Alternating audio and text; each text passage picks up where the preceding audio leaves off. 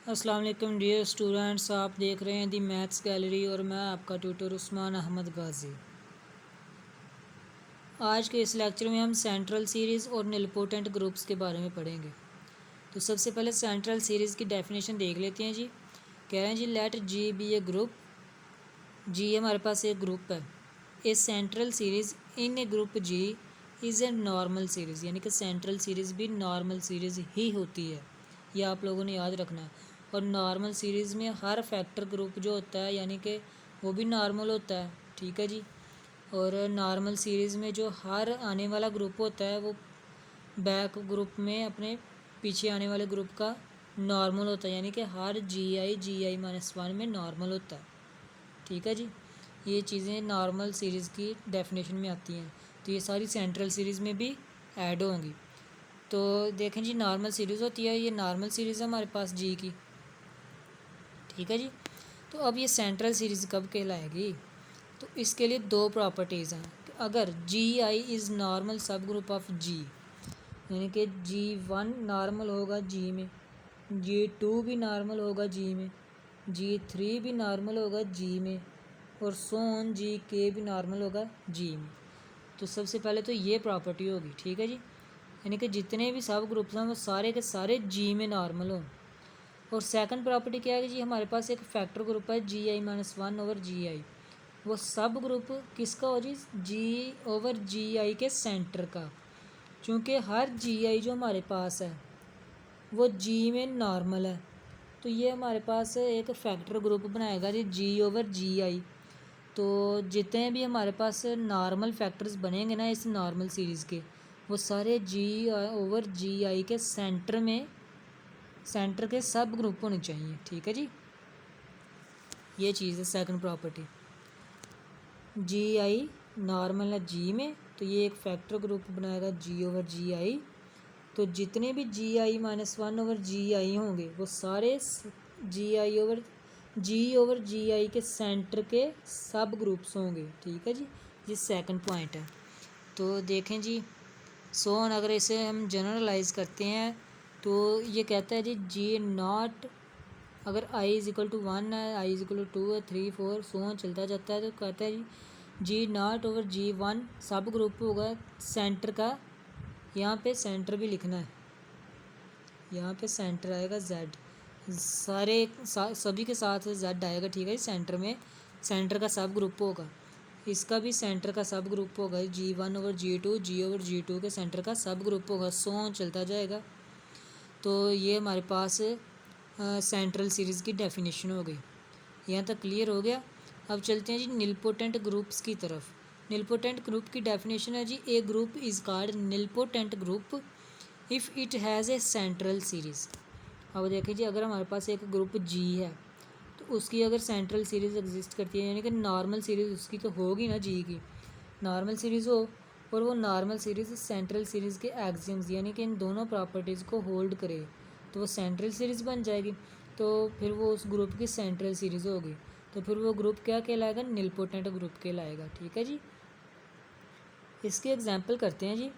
Every abelian group is a nilpotent group, ठीक है जी। ये इसकी एक एग्जांपल है, इसे चाहे आप थ्योरम समझ लें, चाहे एग्जांपल समझ लें, चाहे क्वेश्चन समझ लें, ठीक है जी।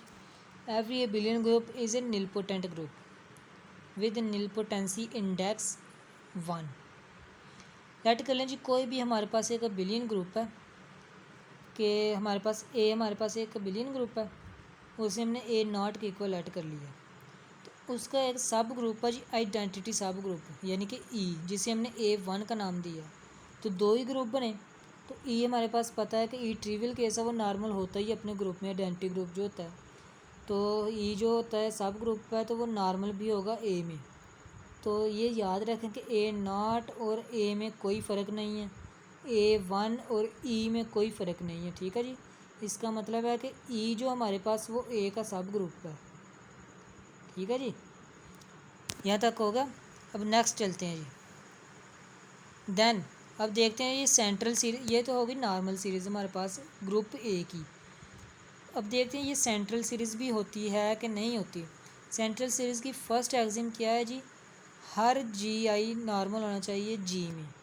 देखिए जी आई कौन सा बन रहा है जी, ए वन सिर्फ एक ही बन रहा है, तो हमें पता है जो ए वन है वो इक्वल है आइडेंटिटी के, और आइडेंटिटी तो नॉर्मल होता है इसमें अपने ग्रुप में, ठीक है। तो फर्स्ट एग्जाम तो क्लियर हो गया। अब चूंकि आइडेंटिटी ए में नॉर्मल होता है तो ये तो फैक्टर ग्रुप भी बनाएगा ए ओवर ई का, ठीक है जी। चाहे ए ओवर ई का ग्रुप बना ले, चाहे ए नॉट ओवर ए वन का ग्रुप बना ले। अब देखें ए ओवर ई का एक ग्रुप बन गया, ठीक है जी। तो सेकंड प्रॉपर्टी के लिए हमें चाहिए जी एक जी आई माइनस वन ओवर जी आई। तो जी आई माइनस वन क्या है जी हमारे पास, ए वन। जी आई क्या है जी हमारे पास, ए वन।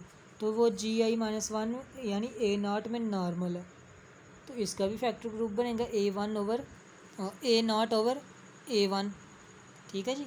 तो सेकंड देखें फर्स्ट प्रॉपर्टी तो एग्जिस्ट करती है, तो सेकंड प्रॉपर्टी है जी A nought over A one का फैक्टर ग्रुप किसका सब ग्रुप होगा जी, center of A over A one, यानी कि ए वन किसके इक्वल है, ई के इक्वल है।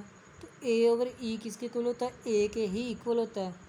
तो सेंटर ऑफ ए चूँकि अबिलियन ग्रुप है, तो अबिलियन ग्रुप का सेंटर पूरा का पूरा ग्रुप ही होता है। तो इसका मतलब ये वाला जो फैक्टर ग्रुप होगा वो ए का सब ग्रुप होगा, तो ऑब्वियसली फैक्टर ग्रुप किसी ग्रुप का सब ग्रुप ही होता है, ठीक है। ये तो थी अबिलियन ग्रुप की वेरी सिंपल सी एग्जांपल, ठीक है। तो यहाँ से पता चलता है कि every abelian group is nilpotent, also its nilpotency index is one, ठीक है जी। यानी कि ये फर्स्ट पे ही सारा प्रूफ हो चुका है, तो इसका nilpotency index is equal to one. अब देखें नेक्स्ट एग्जांपल है जी एक और अबिलियन ग्रुप की, let G is equal to V four क्या है जी, Klein four group be an abelian group, show that it is nilpotent. अब हमने शो करवाना कि ये निलपोटेंट है, तो सबसे पहले तो इसकी नॉर्मल सीरीज़ बनाते हैं। तो नॉर्मल सीरीज़ के लिए इसके हमें नॉर्मल ग्रुप्स भी चाहिए, तो नॉर्मल ग्रुप सेलेक्ट कर लें जी। एक है जी वन, वो है जी ई और ए, और एक है जी टू जो कि आइडेंटिटी ग्रुप है। तो यहाँ से हमारे पास एक नॉर्मल सीरीज़ बन गई। अब हमने शो करवाना है कि ये वाली नॉर्मल सीरीज़ है ना जो, वो एक सेंट्रल सीरीज़ भी है। अब देखें चूँकि हमने नॉर्मल ग्रुप लिए थे, तो जी वन अगर देखा जाए ये तो जी में नॉर्मल ही है, यहाँ से पता चल रहा है, ठीक है जी। तो जी टू हमारे पास आइडेंटिटी और आइडेंटिटी ग्रुप तो अपने ग्रुप में नॉर्मल होता ही होता है, तो यानी कि ये जो जी टू है वो भी जी में नॉर्मल हो गया। तो यहाँ से इनके फैक्टर ग्रुप्स भी बनेंगे, जी वन का भी जी के साथ फैक्टर ग्रुप बनेगा और जी टू का भी जी के साथ फैक्टर ग्रुप बनेगा, ठीक है जी। ये देखें ये एग्जिस्ट करते हैं, यहाँ से हमें पता चल गया कि ये तो वाकई जी एग्जिस्ट करते ही करते हैं। इसके अलावा हमें ये भी पता है कि जी चूँकि जी वन जी नॉट में नॉर्मल है तो इसका ग्रुप बनेगा, जी टू जी वन में नॉर्मल है तो इसका एक फैक्टर ग्रुप अलग से बनेगा, ठीक है जी। तो सबसे पहले हमने तो ये फैक्टर ग्रुप्स बना लिए। अब हमने सेकंड चॉइस जो सेकंड एग्जिम है वो हमने सेटिस्फाई करना है कि since G is abelian so it's center is equal to itself, यानी कि इधर सेंटर इसके ही इक्वल आएगा। Also center of its all quotient exist, यानी कि इसके जितने भी कोशेंट्स होंगे ना, यानी कि फैक्टर ग्रुप्स जितने भी होंगे उनका सेंटर भी एग्जिस्ट करेगा, ठीक है जी। अब देखें हेयर जी नॉट, ये मैं दावा करता हूँ यानी कि क्लेम करता हूँ कि G naught over G one जो है वो सब ग्रुप है सेंटर का of G over G one के सेंटर का सब ग्रुप है, और इसी तरह G one over G two जो होगा वो जी ओवर जी टू के सेंटर का सब ग्रुप है, ये मैं क्लेम करता हूँ। और ये कैसे सब ग्रुप आते हैं ये हम अब प्रूफ करते हैं। देखें जी नॉट ओवर जी वन, ये वाला जी नॉट ओवर जी वन इसका ऑर्डर कितना है जी टू, और जी ओवर जी वन का सेंटर कितना जी फोर होता है, जी वन ओवर जी टू तो इसका ऑर्डर भी कितना आया टू आया, चूँकि जी में कितने एलिमेंट्स हैं हमारे पास फोर एलिमेंट्स हैं, और जी वन में कितने एलिमेंट्स हैं अगर देखा जाए तो टू एलिमेंट्स हैं। तो जी over G one quotient group में कितने एलिमेंट्स हुए टू, तो उस ग्रुप के सेंटर में भी कितने एलिमेंट्स हुए टू, ठीक है जी। तो देखें ऑर्डर टू का ग्रुप ऑर्डर टू के ग्रुप में एग्जिस्ट कर सकता है, तो ये वाला तो सेटिस्फाई होगी चीज़, ठीक है जी। यानी कि ये फर्स्ट वाला यानी कि G naught over G one सब ग्रुप होगा जी ओवर जी वन के सेंटर का, ये तो प्रूफ हो गया, ठीक है जी। अब दूसरे पे चलते हैं इस वाले पे। देखें जी G1 में कितने एलिमेंट्स हैं 2, यानी कि इसका ऑर्डर 2 है, और G2 में एलिमेंट है G1, इसका ऑर्डर 1 है। तो G1 ओवर G2 का ऑर्डर कितना आ गया 2। ठीक है जी, G1 ओवर G2 का ऑर्डर 2 आ गया।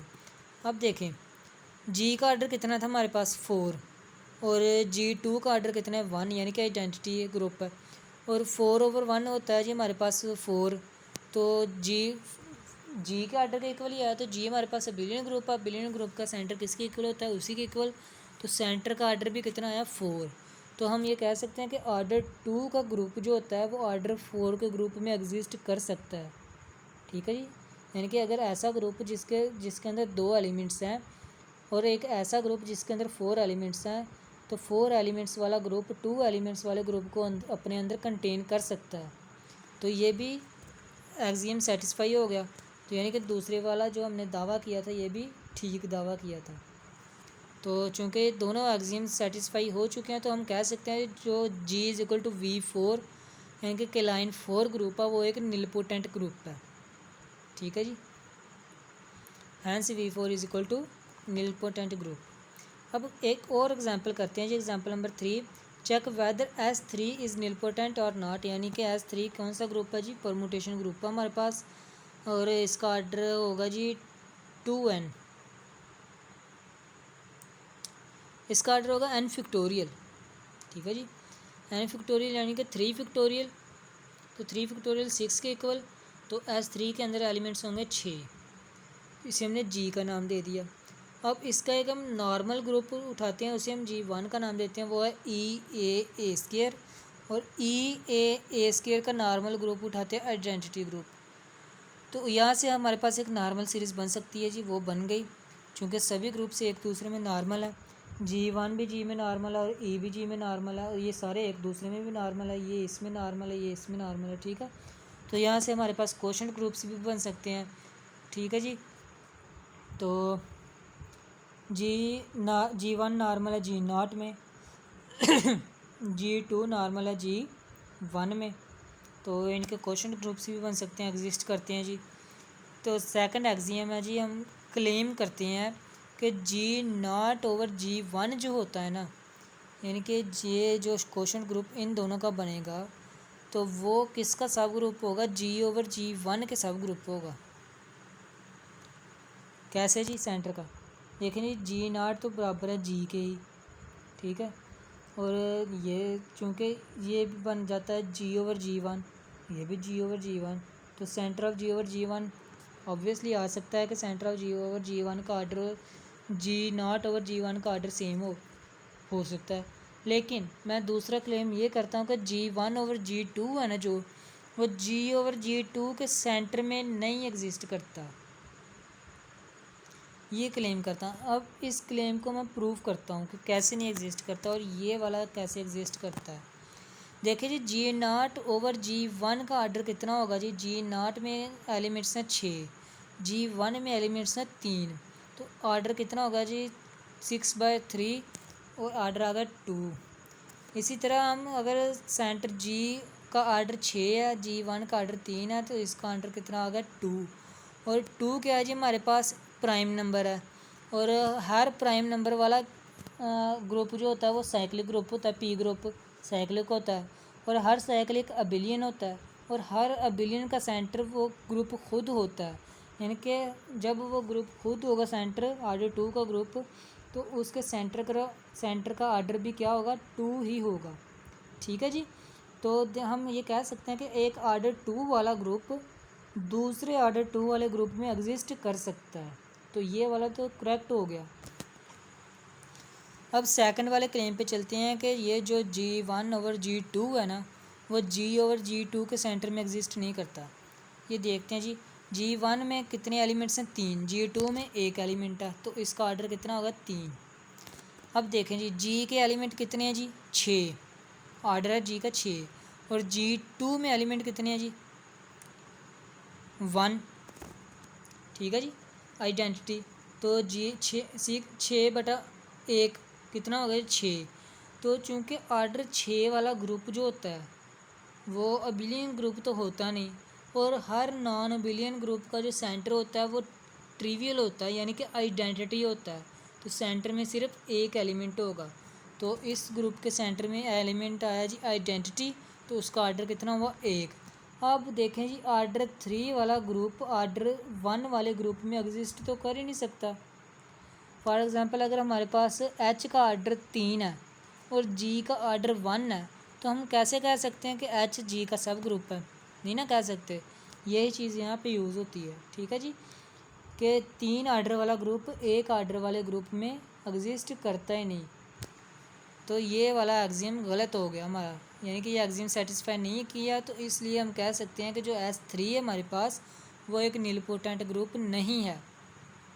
ठीक है जी, क्वेश्चन में उसने पूछा कि आप बताएं कि ये नीलपोटेंट है या नहीं, तो हमारे पास प्रूफ हुआ कि S3 जो है वो हमारे पास एक नीलपोटेंट ग्रुप नहीं है। ठीक है जी, ये देखें यहाँ पे डिटेल लिखी हुई है, बिकॉज G/G1 का ऑर्डर 6 S3 है and S3 is non abelian, centre of non abelian is identity, और आइडेंटिटी का ऑर्डर 1 होता है, तो 3 आर्डर वाला ग्रुप एक आर्डर वाले ग्रुप में एग्जिस्ट नहीं करता, तो एक्सियम सेटिस्फाई नहीं हुआ। S3 जो हुआ वो हमारे पास नीलपोटेंट ग्रुप नहीं हुआ। ठीक है जी, hence S3 is not a nilpotent group. उम्मीद है आप लोगों को सेंट्रल सीरीज़ और नीलपोटेंट ग्रुप्स की समझ आ गई होगी, साथ एग्जांपल्स भी किए हैं हमने इस लेक्चर में। अगर आप लोगों को कहीं पे कन्फ्यूज़न का सामना करना पड़ रहा है तो आप लोग कमेंट्स में पूछ सकते हैं। नेक्स्ट लेक्चर तक के लिए इजाज़त दीजिए। अल्लाह हाफिज़।